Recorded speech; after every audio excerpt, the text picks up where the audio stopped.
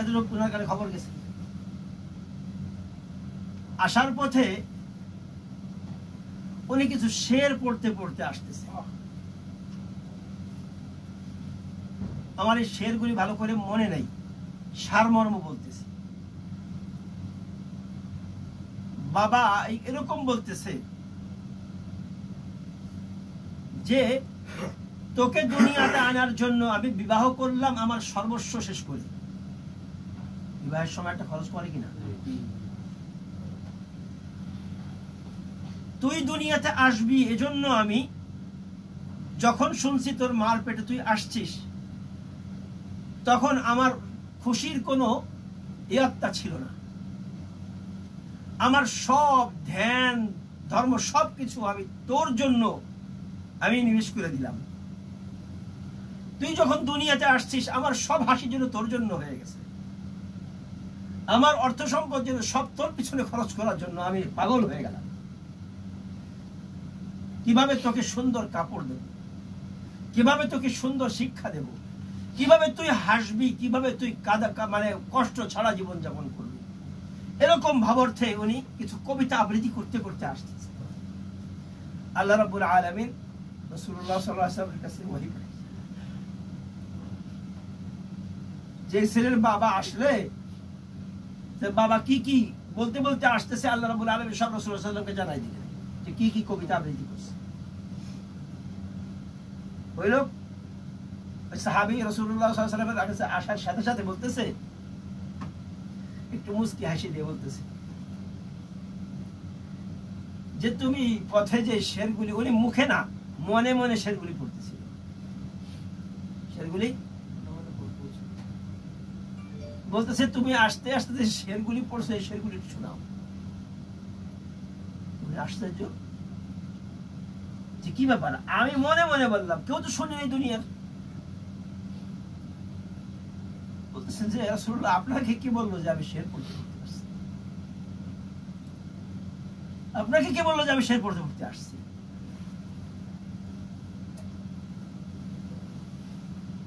বলতেছে তোমার শেরগুলি আল্লাহর কাছে খুব পছন্দ হয়েছে। আল্লাহ আমাকে জানাইছেন তুমি শেরগুলি শোনাও।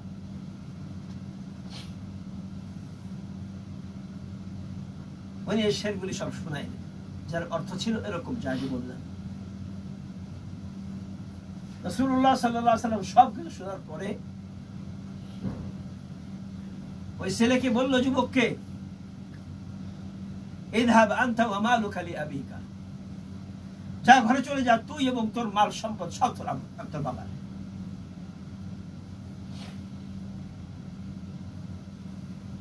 তুই এবং তোর মাল সম্পদ সব তোর বাবার, যেভাবে চায় তোর বাবা সেইভাবে খরচ করবে, যা।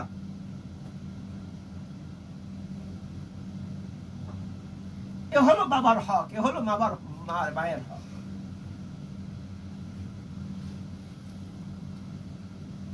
আমার যখন কোনো শক্তি ছিল না ছোটবেলায়, চিত থেকে কাত হতে পারতাম না, কাত থেকে বুট হতে পারতাম না, বুট থেকে চিত হতে পারতাম না। মায়ের তো চিন্তা ছিল কখন না যেন ঘুমের ভিতরে আমি তার পিঠের তলে চাপা পড়ে মারা যাই। পেশাব পায়খানা করে আমি বিছানাটা নষ্ট করে দিছি। মা বাবার তো চিন্তা ছিল না জানি কি কষ্ট হচ্ছে। মা বাবা তো তোকে সব একের পর এক কাপড় পাল্টাইয়া, যখন কাপড় চোপড় সব শেষ হয়ে গেছে তখন সবকিছু বাদ দিয়ে তোর মুখের উপর নিয়ে ঘুমাই গেছে।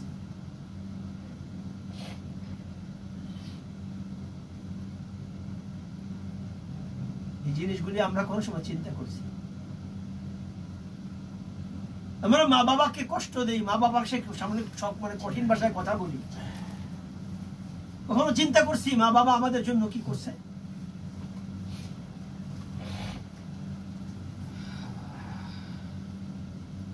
আমার এই কিছুদিন আগে নাতি হয়েছে, 2-2.5 মাস। আমার মেয়েটাকে দেখি 24 ঘন্টার মধ্যে 2 ঘন্টা সে ঠিক মতো ঘুমাইতে পারে না।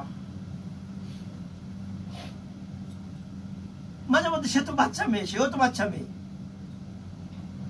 মাঝে মধ্যে অদৃষ্ট বলে যে এত কষ্ট সহ্য হয় না।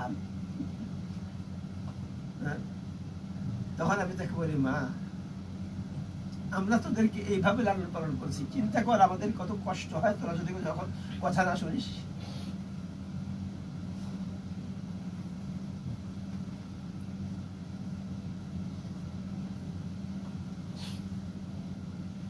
বিষয় হলো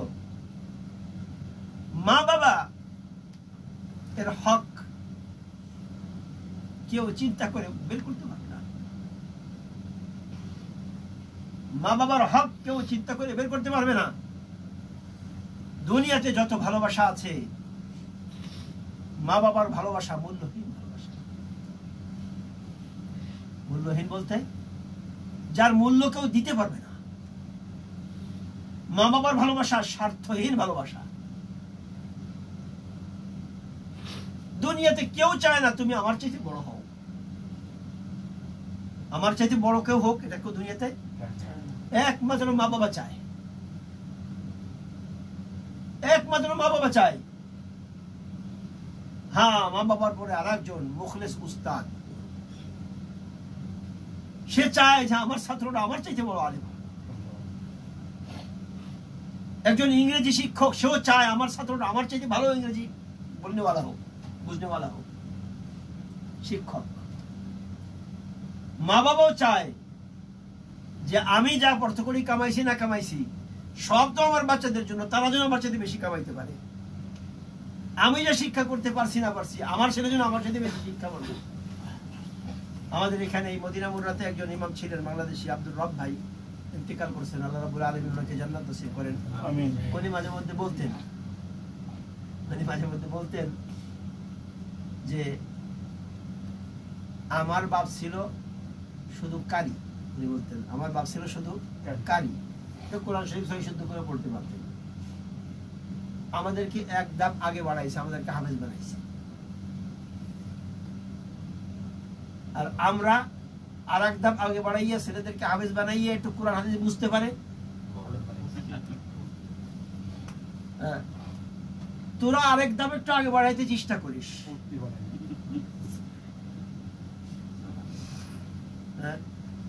যে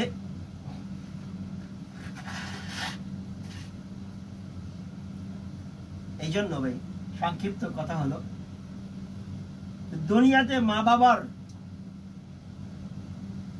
কোনো কিছুর সঙ্গে তুলনা করার কিছু নেই। মা বাবার ভালোবাসার সঙ্গে তুলনা করার কোনো কিছু নেই।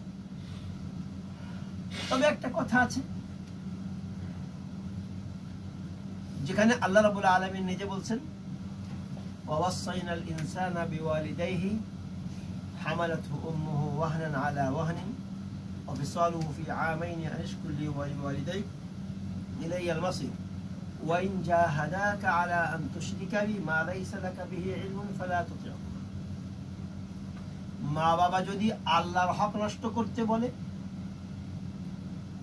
আল্লাহর হক নষ্ট করতে বলে, শিরকের হুকুম দেয়, কুফরের হুকুম দেয়, নামাজ পড়তে মানা করে, দ্বীনের কাজ করতে মানা করে, সেই কথাগুলি মা বাবার মানা যাবে না। তবে ওয়াসাহিবহুমা ফিদ দুনিয়া মারুফা, সুন্দর আচরণের মাধ্যমে।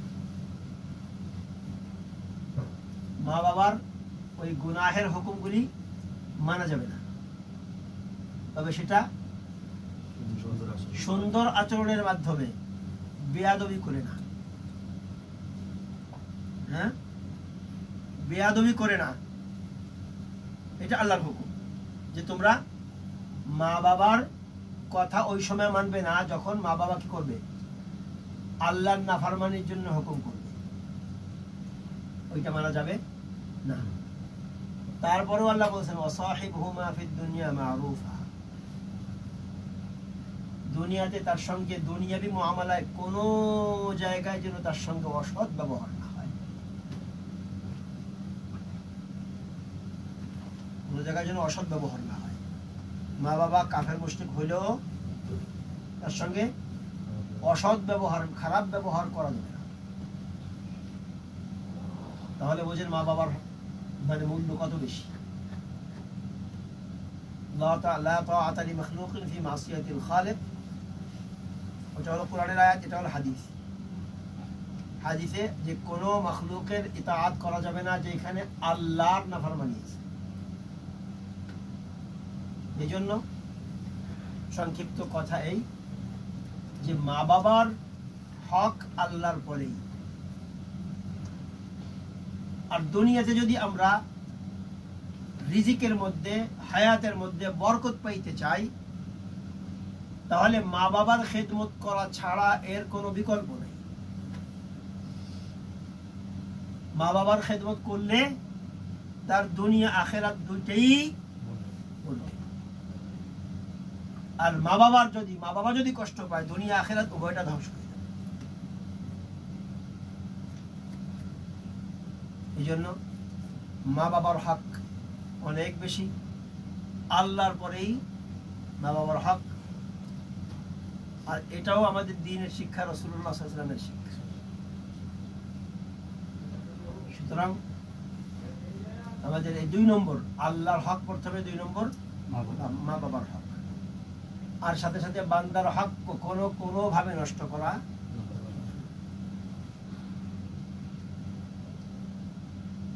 এই সংক্ষিপ্ত কথা আল্লাহ রাব্বুল আলামিন আমাদের সকলকে এই মানে টুটা ফুটা কয়েকটা কথা, এগুলি আমাদেরকে